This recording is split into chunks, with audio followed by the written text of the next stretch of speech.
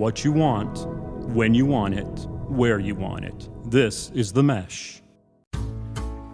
North Carolina barbecue comes in all shapes, sizes, and flavors. Sure, there's always a lot of talk about Eastern Whole Hog and vinegar versus Western pork shoulder, red slaw, and barbecue dip that's got ketchup in there.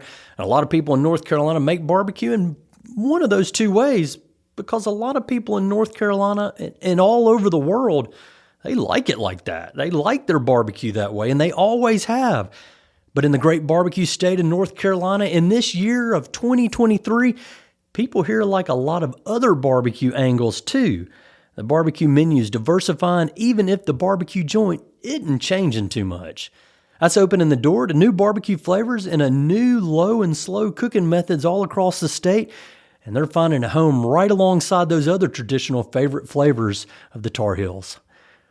That's why the Low and Slow Barbecue Show partnered with the Carolina Barbecue Festival to create the Pitmasters series. I'm Chigger Willard, and I want you to hear the story of barbecue in North Carolina today, and more importantly, I want you to meet the people who are so critical to the North Carolina barbecue community. On this episode of the Low and Slow Barbecue Show, we're going to meet pitmasters and pigmasters who stoke the flames of tradition and challenge expectations. First, we'll talk to Ronald Simmons from Master Blend Family Farms. That's a third-generation family farming business that specializes in pasture-raised pork. Let me tell you, Ronald Simmons and his team make some mean andouille sausage in Kenansville, North Carolina. Keith Henning is a pitmaster at Black Powder Smokehouse in Jamestown and Asheboro. That's where they're following the low and slow barbecue traditions of weekly barbecue specials with smokehouse meats and home-style sides and desserts. But Keith isn't afraid to step outside the box either, and you just wait till you hear about the barbecue sample he shared with us at the festival. Finally, Michael Letchworth joins us from Sam Jones Barbecue in Winterville and Raleigh. He spent a lifetime working in and around the same barbecue traditions that date back all the way to Pete Jones and the Skylight Inn's Whole Hog Barbecue, cornbread, and slaw dish. Before we get to our interviews, don't forget that for the complete lowdown from the Low and Slow Barbecue Show, visit our website, lowslowbbqshow.com. You'll find other episodes in our Carolina Barbecue Festival Pitmaster series, including our conversation with Southern Smoke Barbecue's Matthew Register. We also talked with Ken and Jess Hess from County Smoke in Lynchburg, Virginia. Visit lowslowbbqshow.com, and you'll also find the Low and Slow blog. It's filled with recipes, barbecue stories, and lots of advice for low and slow barbecue. Don't forget to subscribe to the Low and Slow Barbecue Show podcast. We'll send every new episode direct to your favorite stream. Follow us on Instagram at Low and Slow Barbecue Show. That's all spelled out, Low and Slow Barbecue Show, to see pictures of all the good stuff and our pitmasters. Now, without further ado, let's get to the pigmaster and the pitmaster from Master Blend Family Farms, Ronald Simmons. He's the 2018 North Carolina Small Farmer of the Year. He's a North Carolina Cooperative Extension System Gold Star recipient. And in 2021, he participated in Kingsford Charcoal's National Preserve the Pit Fellowship. And welcome Ronald Simmons, Master Blend Family Farms from Kenansville, North Carolina. So excited to talk to you today here at the Carolina Barbecue Festival. Welcome to the Low and Slow Barbecue Show. Low and Slow, what's going on, Master Blend Nation? This your man, Mr. 365, coming at you. Right on. So, Ronald Simmons, tell me a little bit first about you. What is your specialty at Master Blend Family Farms? So, our specialty is pasture-raised pork. We've been in the business now for over 32 years. Been rocking with my father-in-law, learned all the basics from him, and then I graduated to the next level. Fantastic. So tell me, what do you feel like is the secret to raising good farm fresh pork? I think the secret to it is just putting the time in, being committed, wanting to remain efficient and consistent, and never backing up off any of the challenges, man, just making it happen. Yeah, so now what is the secret to making good barbecue with all that fresh farm pork? So the secret to that right there is just a matter of that charcoal, that Kingsford. I mean, that's all Really? we do. We put the gas to it. Yes, sir. All it takes is Kingsford. That's all it takes, baby. Don't get me wrong, love Kingsford. I'm all over it. All I use is Kingsford. I am on board. I see you've got all these credentials. You're the 2021 Kingsford Preserve, the Pit, you're the Pinehurst Barbecue Invitational. You're a Kingsford man. but all it takes to make good barbecue is Kingsford charcoal. Come on. There's no seasoning involved. There's no spice. So the real deal is you got to have that master blend pork to have good barbecue. That's what the real secret is. But I didn't want to say that on record. Right, so you got to have the pork and the Kingsford. That's right. It's a winning combination. No spice, no seasoning, none of that stuff goes into it. So with us, we use the traditional style vinegar-based barbecue. Typically, what we do is we make sure we make incisions in the shoulders and in the hams, and then you just pay attention to the temperature. So with the Kingsford stuff, on our smoker, if you don't pay attention to it, it'll get away from you. So you want to make sure that you're on your A game at all times. Yeah, you're keeping an eye on that all the time. So, fella, you are full of energy. Love talking to you. Tell me what inspires you. Not that you need much to inspire you, but what inspires you to get up and do it day after day after day? Not just the barbecue, but also the farm and everything else that's involved with that. So I think the motivation to it is being there to instill a legacy for like the next generation. I don't particularly do what I do for me. It's more so, making sure that there's a pillar out there in the community that's always uplifting the up and coming young folk that's trying to come into the industry and make it shake a little bit.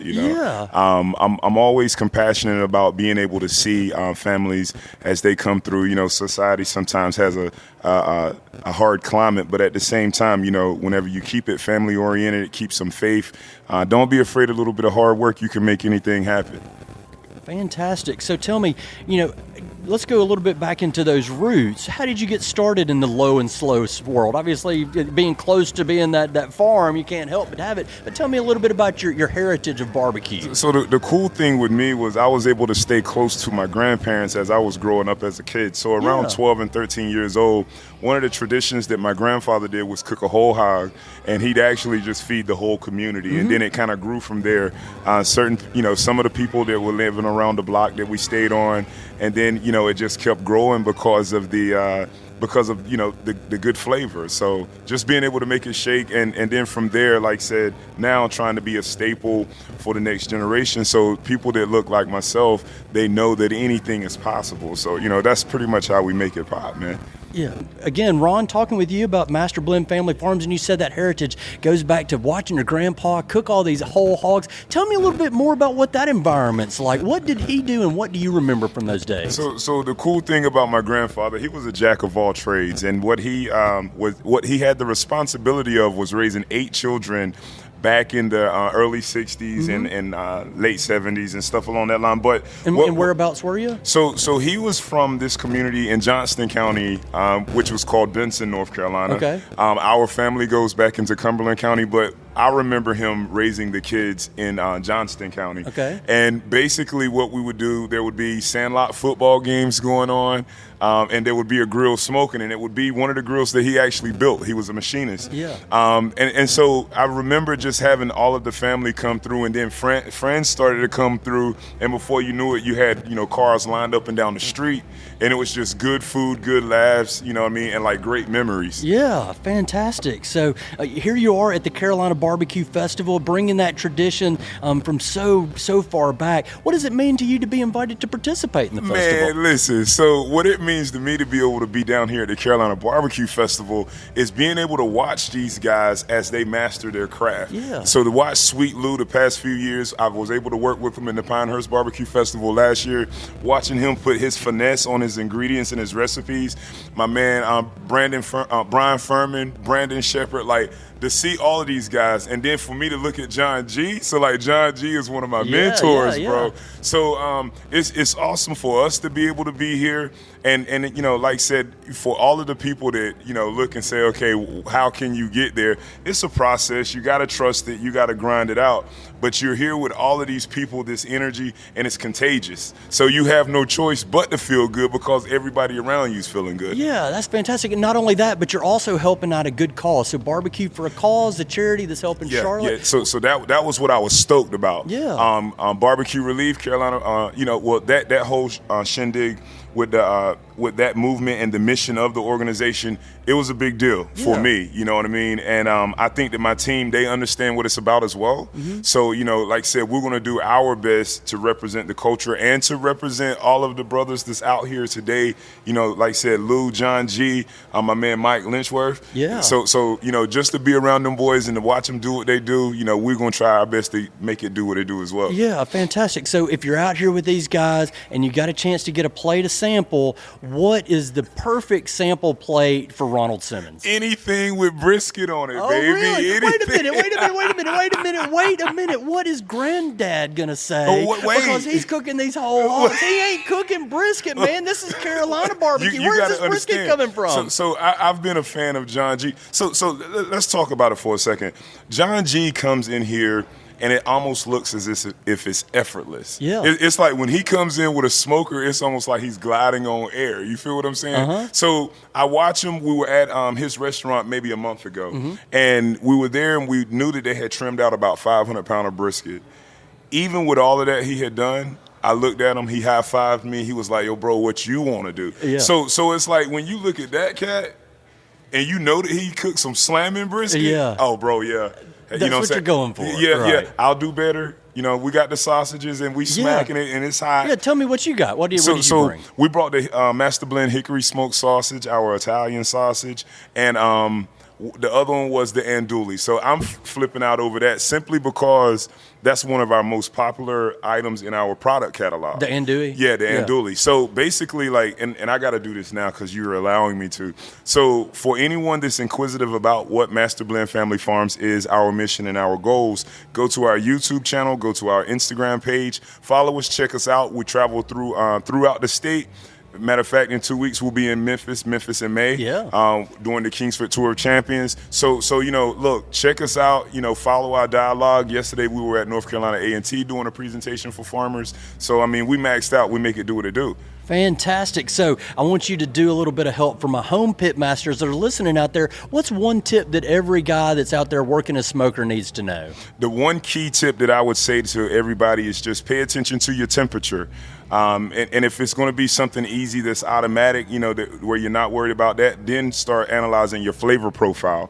Make sure that you bring a nice, robust flavor profile so that, you know what I mean, whenever your guests leave your house after eating it, they're still talking about it. Fantastic. So now we're going to wrap it up here with Ronald Simmons from Master Blend Family Farms with our low and slow showdown. These are quick hitters, kind of one-word answers to some hot button topics here in the barbecue world. So best Carolina style, Eastern or Western? Eastern.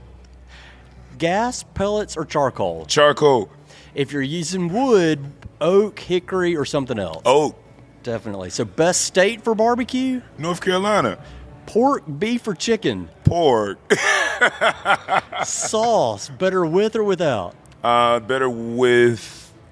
Do you want it sweet or spicy? I want that kick to it. I want that base to it. All right. So barbecue, is it a verb or a noun? Bro, that's a noun, baby. You can say the word barbecue, it'll hold up this building, the foundation, bro.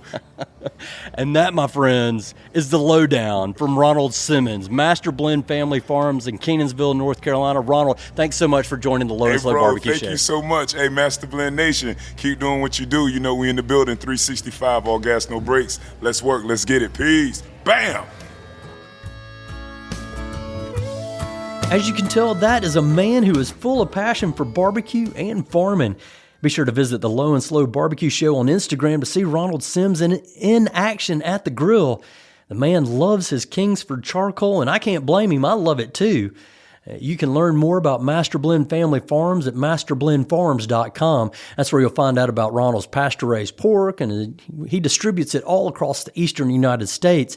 Find a shop online for sampler packages. You can get it shipped right to you. That's got pork from Master Blend Family Farms. Follow Ronald on Instagram at Master Blend Farms Food SVC. Thank you, Ronald, for joining us on the Low and Slow Barbecue Show Pitmasters Edition. Up next, we talk to Keith Henning from the Black Powder Smokehouse in Jamestown and Asheboro, North Carolina. We'll hear his story right after the break.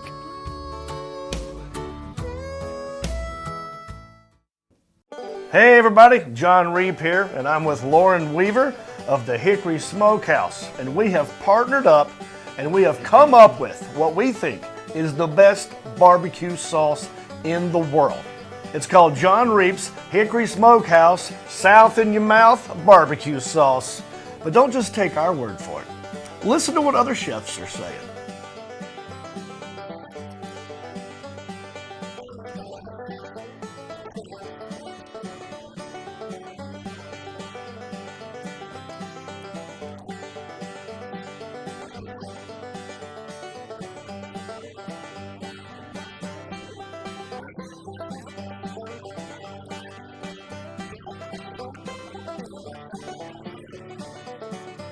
So this holiday season, reap the benefits, sop it up, let your taste buds rise again, and put a little South in your mouth. We got it in hot, too. Yeah. Thanks, Lauren.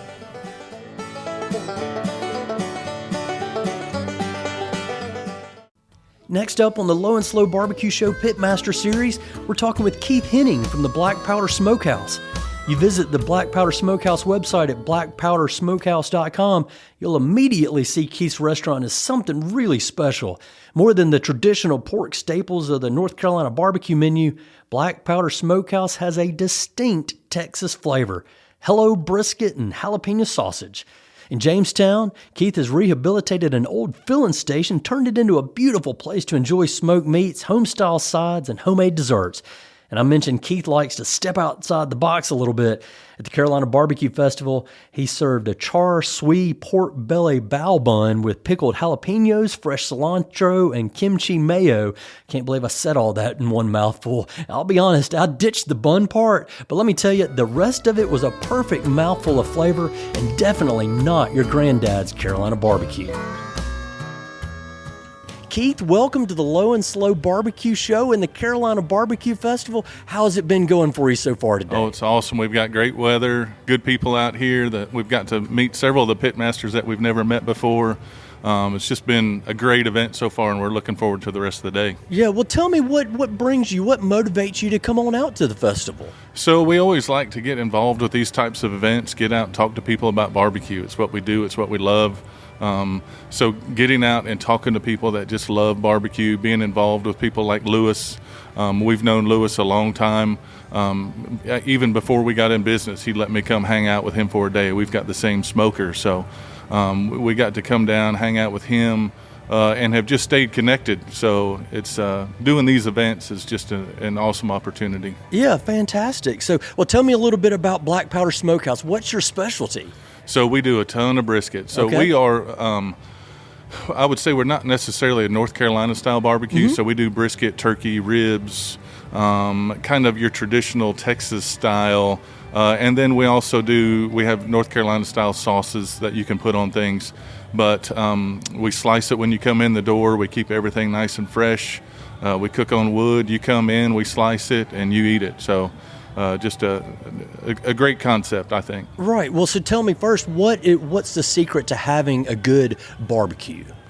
So I think it's just taking your time and not cutting corners. It's getting good product. It's keeping things simple. People a lot of times try to overthink barbecue. We use black pepper and salt. We do have a rub, but we don't have 5 different rubs that we put on 10 different things, and we just try to keep it simple. We control our smoke, we control our temps, we pull the meat at the right time, and like I said, we serve it hot and we slice it to order. Yeah. So, well, then, what is the secret about having a good barbecue restaurant? Like, so the business side of that. It's having good people, which. We can't do what we do and be at these festivals without having a good staff at home that's taking care of things. So having good people that are willing to learn.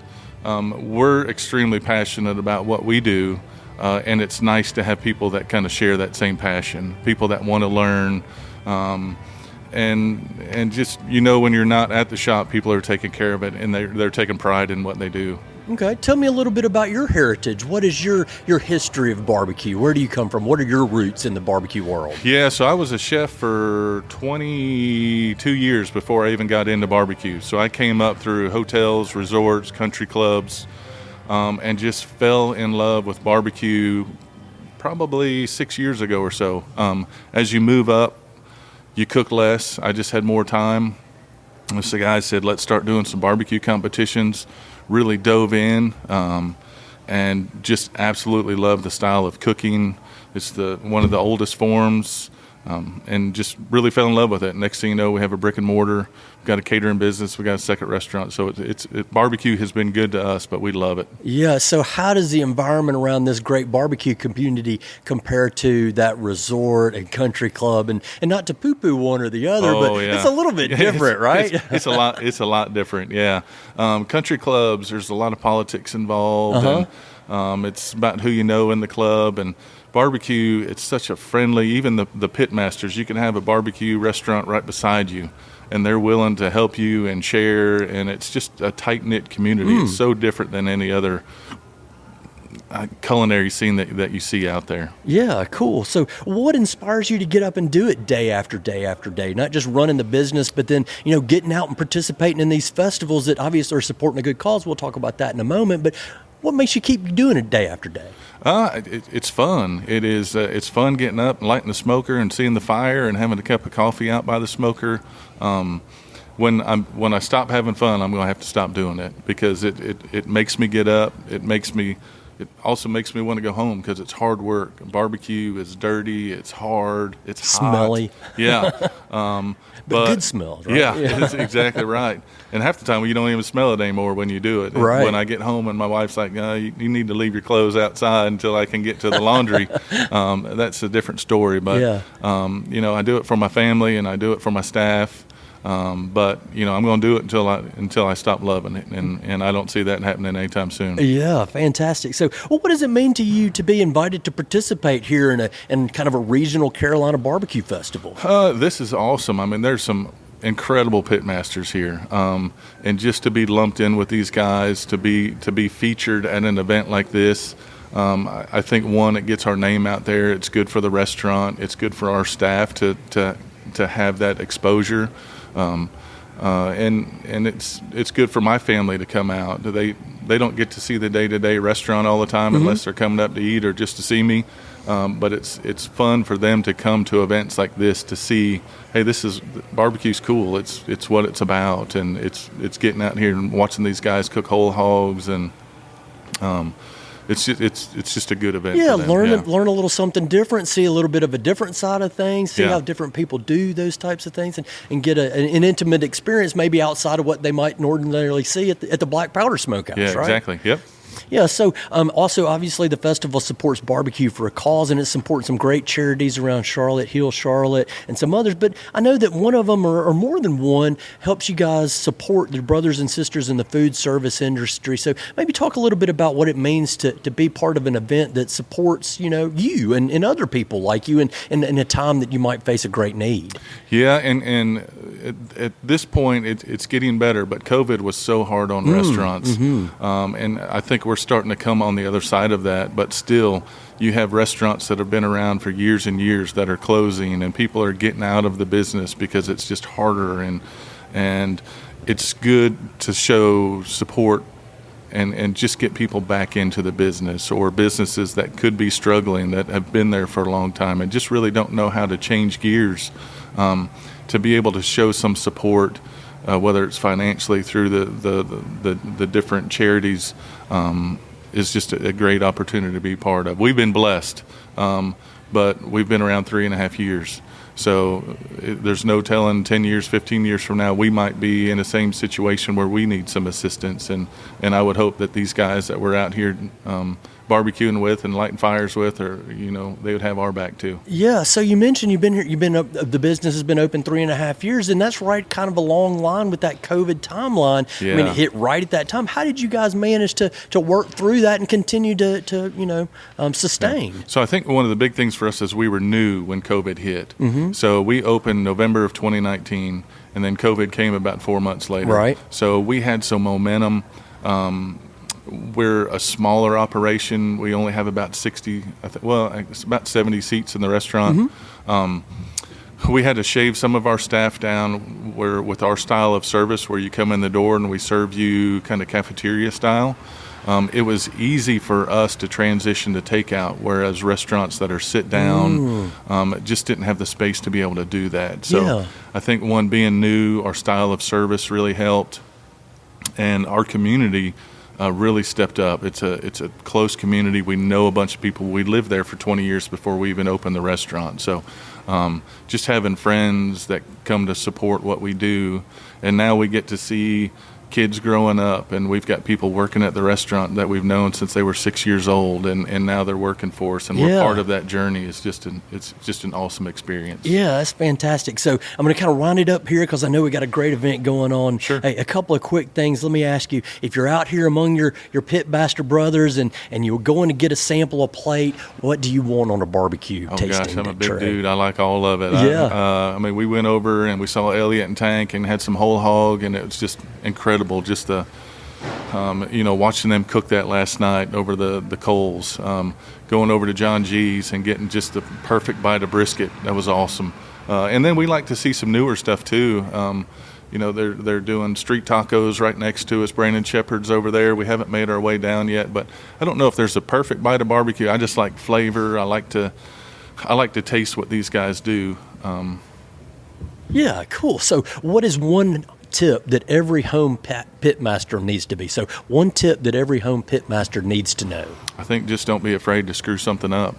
Right. A lot of people, they're afraid to cook brisket because it's hard. We got to watch temperatures, and as long as you control your smoke, hit your temperatures, it's easy. But it's one, being able to jump up and say, I'm going to cook a brisket, and I'm not going to be scared. If I mess it up, I'm going to do another one. I don't know how many briskets we mess up, right? And we probably still mess up briskets every day, sure. and we cook 1,200 pounds a week. So it's just one of those things that just don't be intimidated by it. Jump in, do it, love it, grab some beer, go sit by the smoker, and just have a good time doing it. Yeah, fantastic. So we're going to wrap it up here in what I call the low and slow barbecue showdown. So these are kind of quick hitters, one-word answers, so it'll be easy peasy for you. So best Carolina barbecue style, Eastern or Western? I'm an Eastern guy. I like the whole hog. Good. Yeah. Gas, pellets, or charcoal? Charcoal. Best state for barbecue? North Carolina. Absolutely. Pork, beef, or chicken? Beef.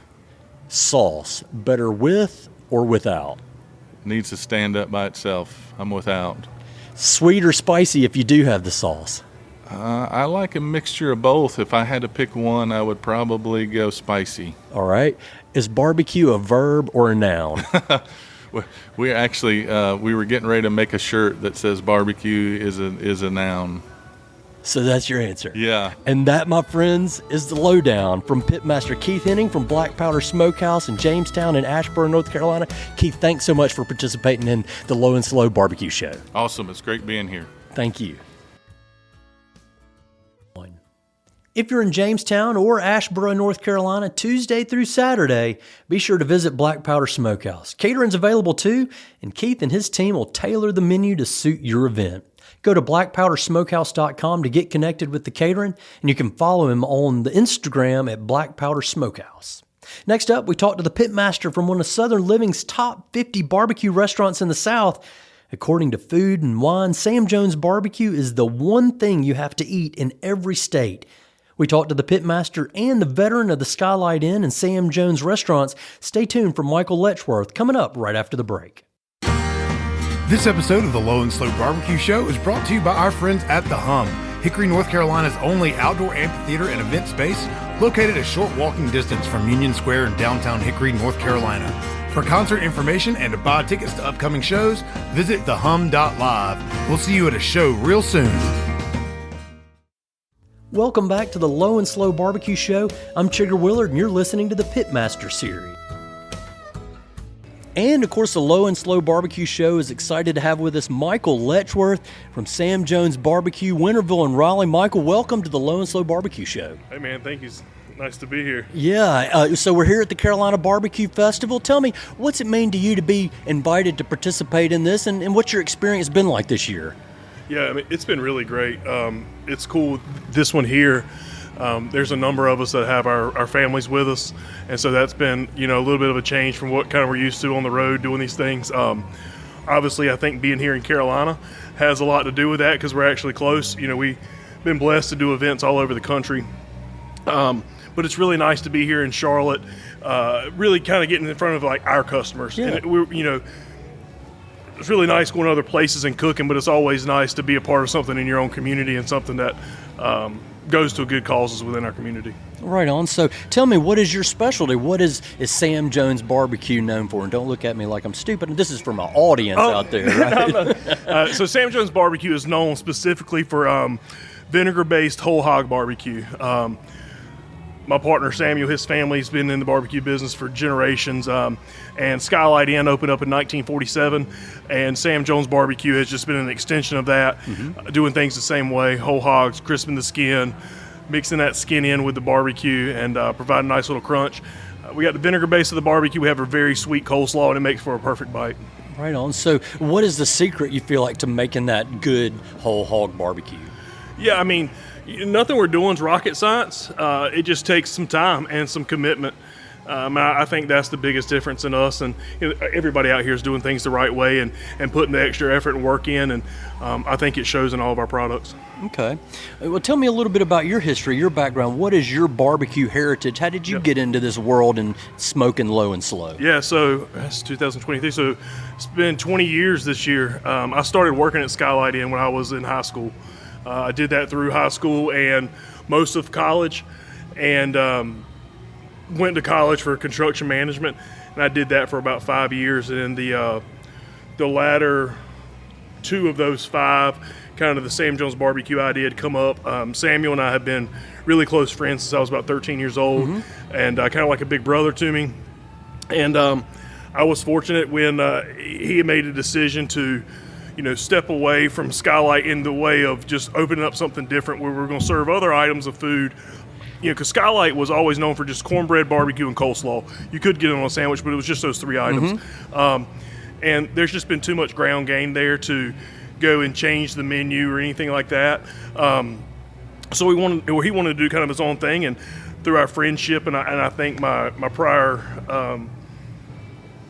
work relationship, and I got the opportunity to be a partner in that business, and so we opened it up in November of 2015 in Winterville, and we opened up our Raleigh location in February of 21, and we're rocking and rolling still. So what's the experience? I guess the Winterville location. What is the experience there? What can I expect if I show up at the door for barbecue? So we're a fast casual barbecue restaurant. So generally, there's not a terrible line. Wait through the line, order at the counter, and you're going to get your choice of smoked meats. We have a separate smokehouse on the property. We burn hardwood down to make coal, and that is our fuel source for all of our cooking. In that smokehouse, we're cooking whole hogs, ribs, chicken, smoked turkey breasts. We do some wings.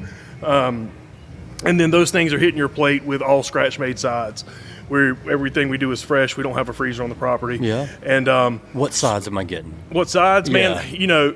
Our slaw is special with our barbecue, just the way it balances it. That we're vinegar based, and the slaw is really, really sweet. But I tell you, our mac and cheese and baked beans are a crowd favorite. Oh yeah. The baked beans, we have 2 pounds of ground beef, red onion, and a green pepper for every gallon of pork and bean. Okay. And then we do some of our barbecue or sweet barbecue sauce, and people love it. Can't get enough. Yeah. So obviously you've got some passion for what you're doing. You've been doing it for a long time, Yes, you sir. say. So, but there's still, like any other job, any other business, there's a grind to it. You got to do it day after day after day. What is it that keeps you motivated to keep doing that low and slow and working at it and doing the barbecue life? Yeah, everything that we do on a daily basis within our company, and even getting to the point of even having the privilege of having a company, it came with help from others. And there's a lot of really good people in our company that have committed their time and sacrificed time to make us the best they can be and we can be. And them taking on something that was a shared passion and dream, and then kind of join into that. I mean, it's a lot to wake up for.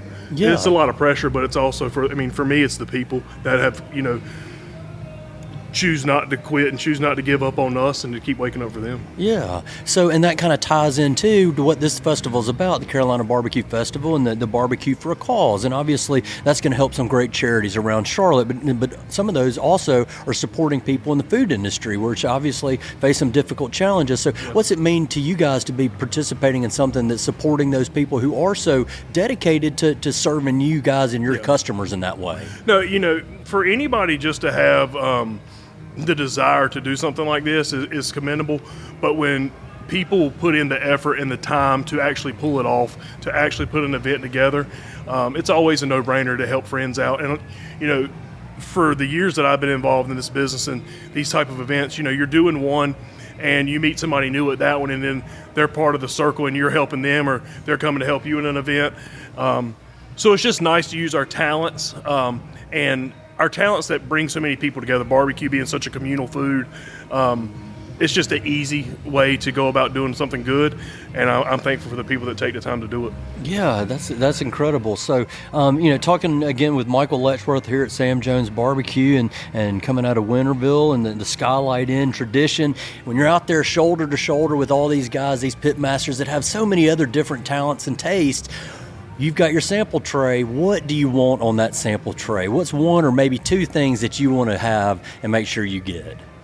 For me personally? For you personally, if I'm eating barbecue the way I want. This is you enjoying it, not you serving it up traditional style. What does Michael want? Man, ever since I was a kid, I've always poured salt and pepper on my steaks. And I didn't even know what Texas barbecue was for a large majority of my life. And the first time I ever had a piece of brisket with the salt and pepper bark on it, I fell in love. So for me, I think it would be definitely brisket. I really like baked beans or pit beans, or people's different take on that. So brisket and some bean for sure. Okay, so you again coming from that rich Eastern Carolina barbecue tradition, and we've talked with several folks, and you mentioned it yourself, the brisket. That's something that seems traditionally kind of a Texas thing, but more and more and more you're seeing it here around the Carolinas. Why do you think that is, and is it a good thing, or it can't be a bad thing, right? No, it's not a bad thing at all. I think that there's a couple of versions of people having barbecue businesses, and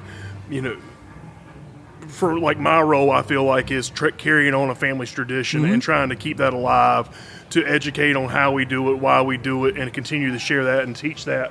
And that goes, there's a lot of families in barbecue that are generational businesses. What I really think is cool, especially like around here, is there's people in the barbecue business that don't have a certain reputation to uphold from families' ways, and I think it's really cool to get to bring a barbecue that is not normally traditionally accessible, and people who have the passion to do it right and put the time in. And it's really incredible. Like the lineup out here, man, there's a lot of people that granddaddy wasn't in the barbecue business, and dad wasn't in the barbecue business, that are just killing it and doing a really good job and treating it so with the same honor and care that we try to honor, the men and women who did it before us. Great. So as we kind of wrap it up here with Michael Letchworth here from Sam Jones Barbecue, I want to talk again to our pitmasters at home that are doing this themselves. What's one tip that you would impart on them as they're trying to do their thing out in the world? Yeah, well, I'll do two if I can. Yeah. Having a digital read, instant read thermometer is so important. You're putting that much time into something, you really should know where you stand, and it's so helpful to kind of let you know where you stand. And then time. Don't feel like if you're eating at 7, the food's got to come off at 6:45. Barbecue is so good to rest and hold on to. So get prepared. Have it in a cooler or just hot holding in the oven, and be able to get your shower and enjoy the party. Excellent. So we're going to wrap it up here with the Low and Slow Barbecue Showdown. These are quick hitters, kind of one-word answers. We might expound a little bit if we need to, but we're going to start it up with a biggie, the best Carolina barbecue style, Eastern or Western? I'm shameful to say I've never had Western, so I'm going to have to... that seems appropriate. I mean, is that a personal decision? No, I've just never... it's so strange to have been in the barbecue business so long. I've never been one of the guys who've actually taken the road trip and tried other things, and so I've always kind of, all the barbecue I've tried has been people we've cooked with at events and stuff like that, mainly. Yeah. Or going to places when we're in towns, out of town. But Western North Carolina, born and raised in Eastern North Carolina, never really make it west much. But I look forward to trying some today. You need to go see Sam Monk down there, I want Lexington to. Barbecue, right? Third generation. So to our fuel, gas, pellets, charcoal, or wood? I think they all have a place depending on your life and your need. I think pellets are a great option at home. But, I've paid a lot of bills off cooking with wood. And what kind of wood? We typically use oak. Hickory works great, but any good hardwood that we've got available. Yeah. So the best state in these United States for barbecue? I mean, I have to say Texas and North Carolina. It's hard to pick one. I think I'm so used to one that I slightly take it for granted, but I love Texas barbecue. Okay. Pork, beef, or chicken? Beef. Beef, huh? You just said that real quietly, Yeah. right? Beef. Don't let anybody hear that. We've got it on tape. That's okay. Sauce, better with or without? I think the first bite's without, and then you put a little on it. And do you want it sweet or spicy? I feel like all my answers are hybrid. I think a little bit of both suits my palate. That's okay. If you're not at your restaurant, what's your favorite North Carolina barbecue restaurant? So I think that could be answered a lot of different ways if I had easier access. My favorite restaurant to go to in my travels is Prime. Prime I it really is. enjoy Prime. Barbecue, verb or noun? Verb. And that, my friends, is the lowdown from Pitmaster Michael Letchworth with Sam Jones Barbecue, locations in Winterville and Raleigh. Michael, thanks so much for joining Hey, the Low and thank Slow you for your Barbecue time. Show. Yes, sir. Take care. You can learn more about Sam Jones Barbecue online at samjonesbbq.com. But again, be careful if you do. One look at all that food at the top of the page, you'll want to get to Winterville, Raleigh, or heck, maybe your favorite hometown barbecue restaurant. Well, that's not such a bad thing. Let's do that. Visit the online store to get rubs, sauces, aprons, cookbooks, lots of other cool stuff. Sam Jones caters too if you're near Raleigh or down east near Greenville and Wilmington. The restaurant themselves, they're in Winterville and Raleigh. They're both open for lunch at 11, and they'll serve you and barbecue until after supper time, 7 days a week. Be sure to follow Michael on Instagram at Michael F. Letchworth. That's Michael.F.Letchworth. And Sam Jones Barbecue at Sam Jones BBQ. Both of those on Instagram. A lot of great content there around the barbecue world. Special thanks to the Carolina Barbecue Festival, who hosted the Low and Slow Barbecue Show. They helped us coordinate all of our interviews. The whole team at Carolina Barbecue Festival has a great event out at Camp North End. You need to check it out if you haven't already. More details at carolinabbqfest.com. Thanks as well to Louis Donald from Sweet Lou's Barbecue. He's the founder and the driving force behind the festival. He's got a great family-friendly environment out there at the Barbecue Festival. Check it out. Special thanks as well, of course, to our Pitmasters in today's episode, Ronald Simmons, Keith Henning, Michael Letchworth. Thanks so much for your time. You've been listening to the Low and Slow Barbecue Show on the Mesh.tv network of podcast. Thanks to the Jackson Group and our executive producer, Andrew Moose. They help make the Low and Slow Barbecue Show Pitmasters possible. Be sure to visit us online at lowslowbbqshow.com. That's where you'll find the Low and Slow blog and other Low and Slow Barbecue Show episodes, including conversations with our tailgating experts, our food truck brisket massacre, and of course the beer and barbecue pairings from 3 Beers Down. Be sure to subscribe and we'll send the next episode of our Pitmaster series directly to your podcast screen. Thank you again for listening to the Low and Slow Barbecue Show. I'm Sugar Willard, reminding you that for the best barbecue and the best barbecue podcast, make it low and slow.